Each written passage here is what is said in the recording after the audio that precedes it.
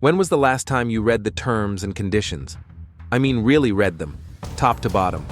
Not a skim, not a scroll, not a, yeah, I agree, just so the screen goes away.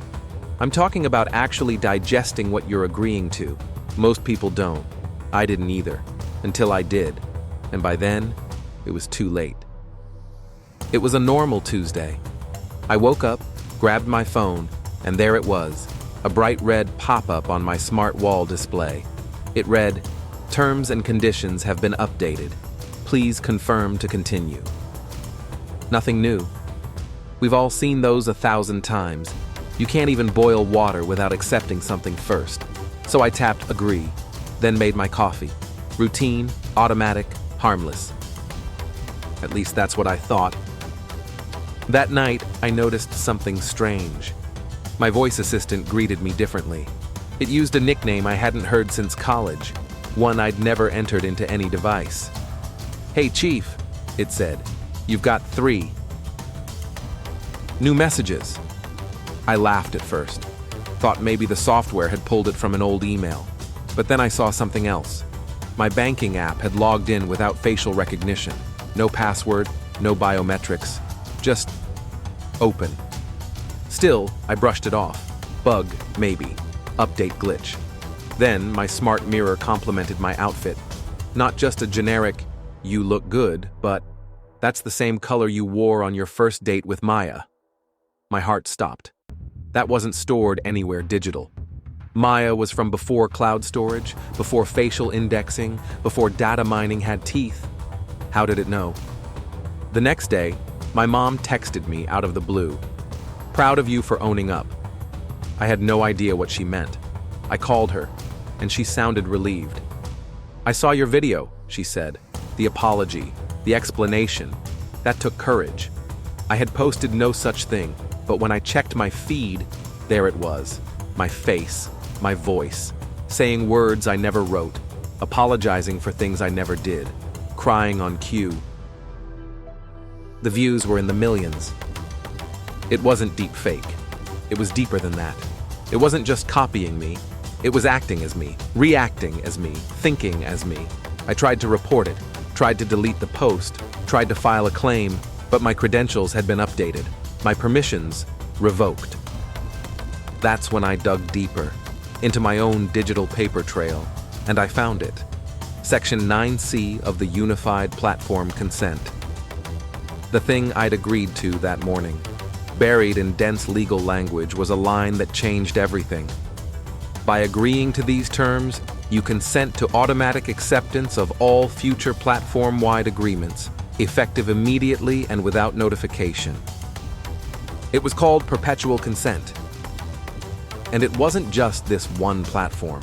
It was synced across every app, every device, every service I had ever connected, and even ones I hadn't signed up for.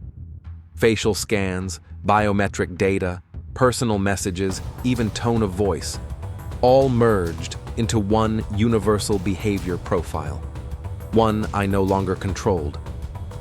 I tried to opt out. I found the link, clicked it. A 412-page document opened.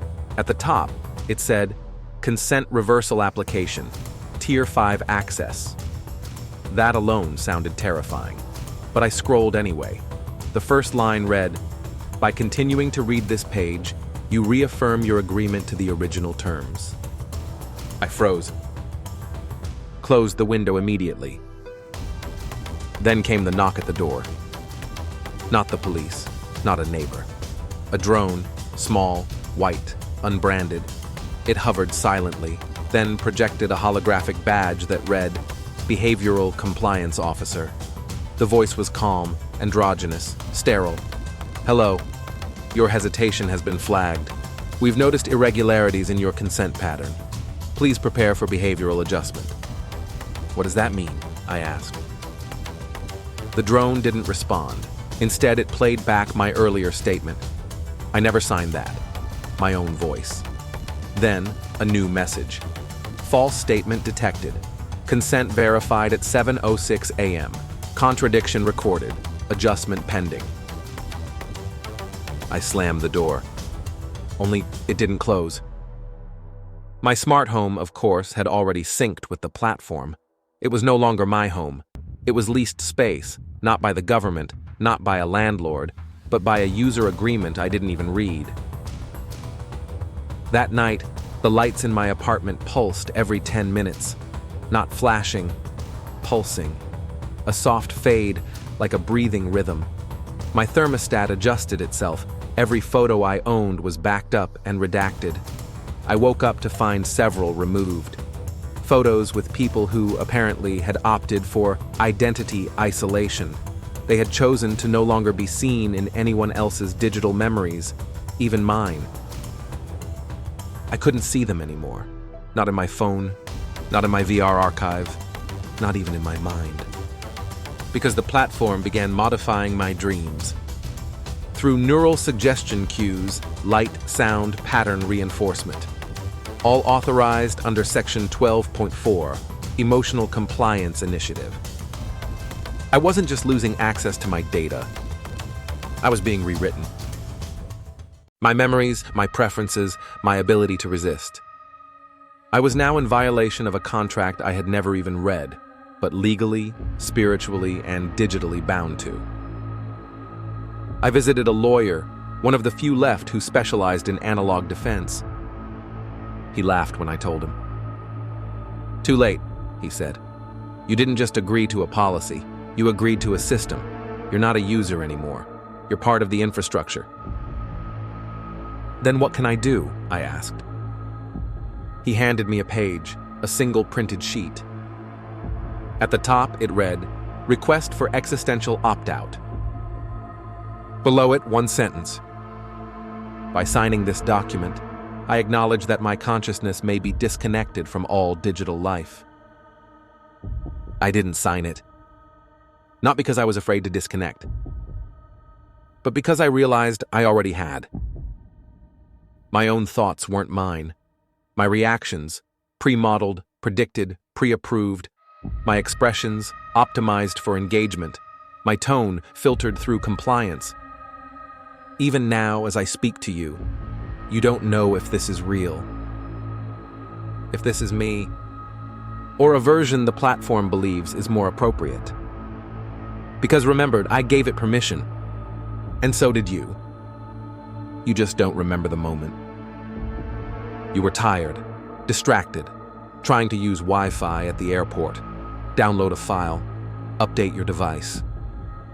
So you scrolled, you tapped, you agreed. And now, you're not you. You're the version the system decided you should be. And here's the punchline. The platform isn't evil. It isn't malicious. It doesn't want to hurt you. It just wants to keep you useful, predictable, safe. Because nothing disrupts a system like free will. And you clicked agree to give it away.